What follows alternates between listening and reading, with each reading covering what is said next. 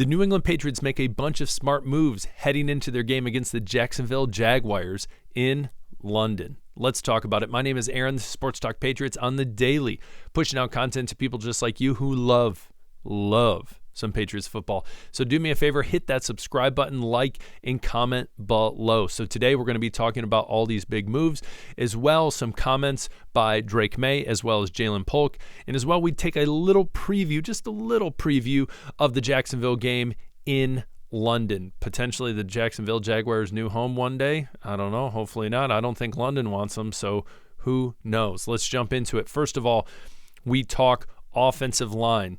And we are talking about, I'm going to say this right, and I love that they put the pronunciation right here. Lecitus Smith was taken off the Green Bay Packers practice squad and put onto the active roster for the New England Patriots. Now remember, you can take any practice squad player from any team in the NFL, but if you pick them up, they have to go on your active roster. So this was a smart move by the Patriots just because we know Ben Brown was put into that position. Nick Leverett was released from the team. Was not doing great at times. He had his moments, but again, not someone that they wanted to trust, especially after David Andrews went down. And they take Ben Brown. I think they're assuming, hey, he is our starter moving forward. He had a very good game.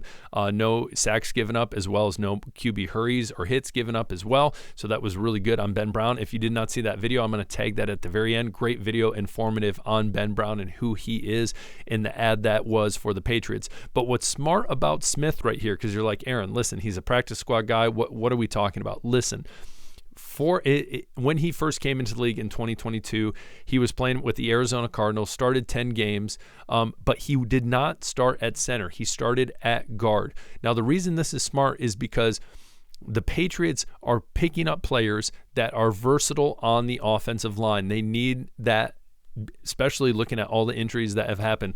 Let's take a journey all the way back to training camp and look at what this offensive line was supposed to be. And now bring it all the way to now. How many different people have started on this offensive line? How many different people have played on this offensive line? And Wenu had played guard or tackle and then was moved to guard. All right, we look at someone like Zach Thomas. He can play both tackle and guard as well. He was thrown in after Lowe was hurt. So it's important that the New England Patriots get versatility off their offensive linemen, especially at the depth positions. So I think this is a big pickup by the Patriots. Am I saying that he is going to save the offensive line? No, I'm not saying that at all. Don't take that as what I'm saying. But what do you think about this pickup? Comment below. I want to hear your thoughts. Next as well, picked up Miles Battle. Miles Battle originally signed with the Kansas City Chiefs.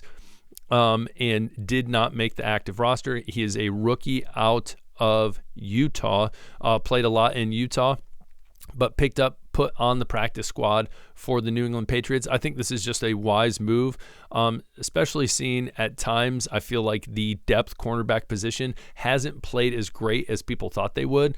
People like Alex Austin, who has had moments, but as well, we remember back to the Jets game, he gave up a rough touchdown to Lazard. So when it comes down to it, I think it's smart. Hey, let's really utilize the positions we have, the spots we have on the practice squad, and take in players that really add to the depth. And if they need to be elevated, they can be elevated.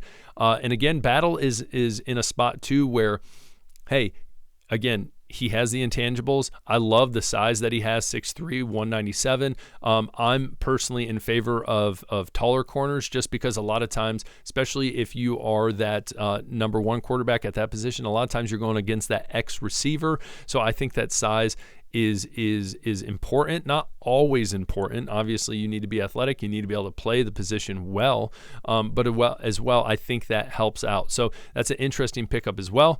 And then Haynesworth was dropped off the practice squad. Again, he was a center. He played in Tulane, which is a American Athletic Conference team. And so that's no surprise if you pick up a center to be on the practice squad, chances are you are going to drop one as well. So again, any of these intrigue you? Again, I think the Smith one is the most interesting. I think that is the smartest move that the Patriots make going into this game against Jacksonville. Again, I'm not saying he's going to be some sexy pickup where he's going to come in and dominate the offensive line and bring this team to glory. I'm not saying that, but it is smart that they say, hey, we need to get a guy that can do multiple things. He has NFL experience, check.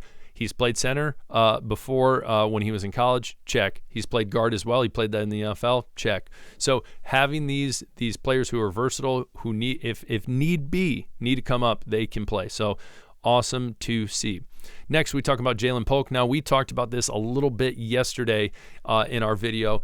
We talked about how he's been struggling. He had 4 targets the other day, only caught 1, had been dropping passes. And I love that, especially as a rookie, he just comes out and says he's not blaming Drake May, Jacoby Brissett, the coaches, anything. It's, hey, I just got to get better. Just have to have a mindset of trying to be better. So right now, I just feel like he's in his own head.